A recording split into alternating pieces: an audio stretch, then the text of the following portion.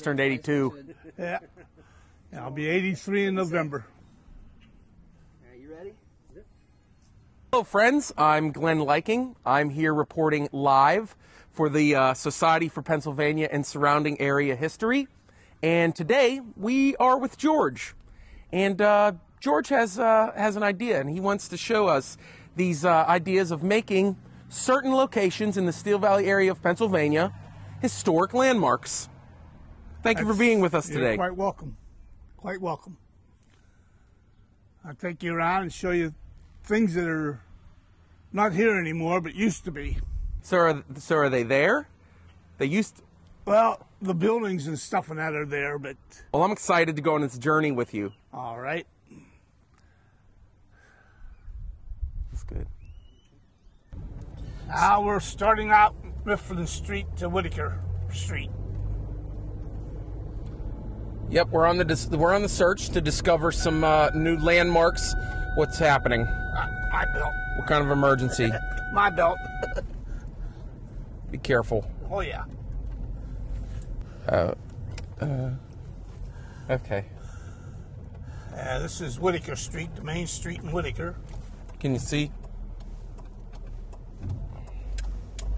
Okay, so we're on the search to discover some new landmarks in the Steel Valley area. And George, how did you learn about a lot of these different landmarks? From living here all my life. I was born in Homestead, and I'll show you where I lived for 26 years before I got married the first time. Then the second wife I married, and we live up here. So, were some of these landmarks suggested to you by certain people, or do you know pretty much all of these ones? I just know them myself, that's all. Nobody has suggested any of them. Do you think there's anybody out there that thinks that they should be landmarks as well? If they thought about it, they probably would. Well, that's what that hopefully we can tell them. Yeah. Now, right here, this big building, it housed Bamford. Explain it to us. Well, it housed Bamford Bus Company, one of the 9 bus companies that were taken over to form the Port Authority. And I really have a big bitch about that because they took 9 companies that were making money, and in their first year they lost $1 million.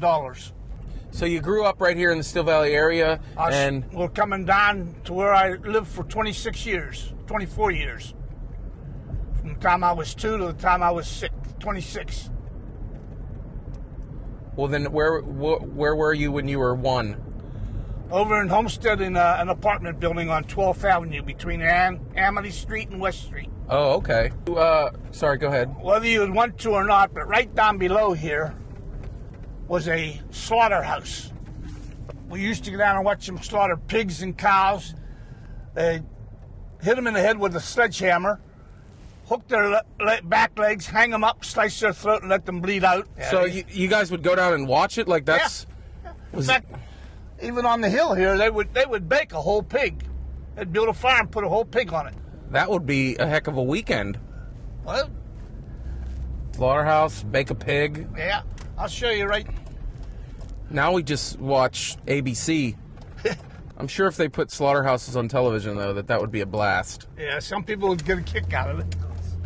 Right there's where I used to get my hair cut. Well, you can't get down, but where this driveway starts here, that building back there was called the neighborhood house. It was like a community chess center.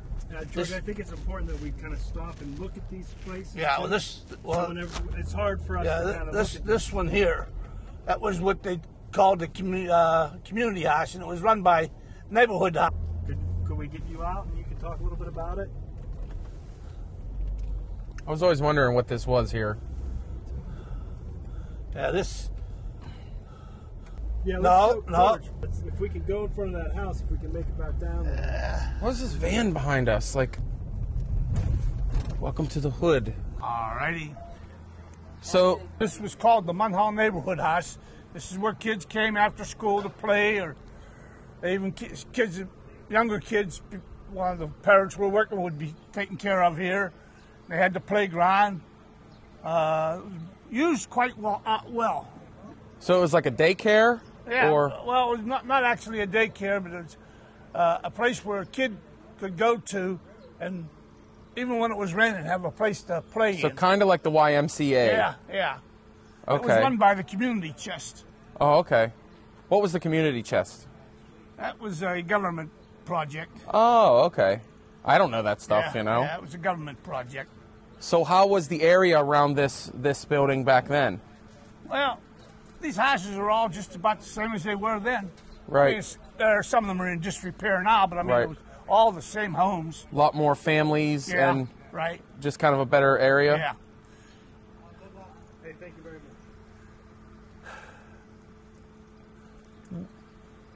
And it was. So, I guess that's about it for here. Okay. Let's go to the strip club.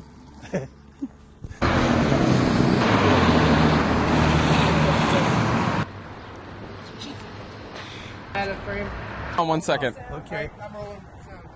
Okay, at one time, this building here housed the A&P, which was the Great Atlantic and Pacific Tea Company, one of the first supermarkets around. And So did they sell tea or everything else? everything. This was the start of your Kroger's and Thoroughfare and all that. Okay. This was the A&P. So now that you have something like this, a gentleman's club Yeah. in the neighborhood, how does that make some of these residents feel? Older residents. Some of them don't care for it, but we haven't had any real trouble that I know of down here. But Right. this parking lot we're standing in at one time was as high as that hill. And my dad during World War II, my dad had a farm on it that he grew stuff. There was a farm and this was all just a hill? This was all coming from here up and over as high as that over there. So they dug it out? Yeah, And they made put the a- parking lot in, yeah. Oh, But okay. during World War II, my dad had a farm down here. And that building there, during the war and shortly after, housed Evans's Dairy. The farmers would bring their milk in trucks, dump it in the vats. He pasteurized it, bottled it, and delivered it in real bottles until a little while after the war. Okay. All right. That part down there originally was part of our structural mill, where they stored stuff. Now, up where that train is coming, there's a road that goes down, but they got it blocked off. But down at the bottom of that road, and during World War II, they had a railroad station there. You could take a train into town or up to Clareton or beyond. But after the war, they tore it out. All right. Let's go to the next location. Which way we headed now? That part right there was what they called the 48-inch mill, and the 160 steel plating mill, stainless steel. Oh, okay. Now it's Marsegaglia. Yeah, Marsegaglia. Marsegaglia.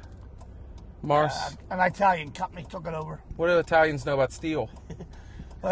Tell you what, during World War II, Homestead made more steel than England, Italy, and Japan I know. combined. You know what also I learned in school? That during World War II, that Pittsburgh was third on the list to take over if the Nazis ever hit our coasts. Yeah. Besides Washington, D.C., New York, and Pittsburgh Right. was third. Well, when I was going to Because it would school, halt all production of war machines. in 43, they thought Germany would send some suicide bombers over to bomb the steel mill. Pittsburgh. Yeah. And like I say, where that gate is crossed now, down at the bottom of that, where those ties are at, Yeah. that used to be a railroad station. Right here in this vacant lot was the original general office building for U.S. Steel, housed all their offices. Really? Yeah. And right here was the main entrance over into the mill at the time, Oh, okay. before they built the new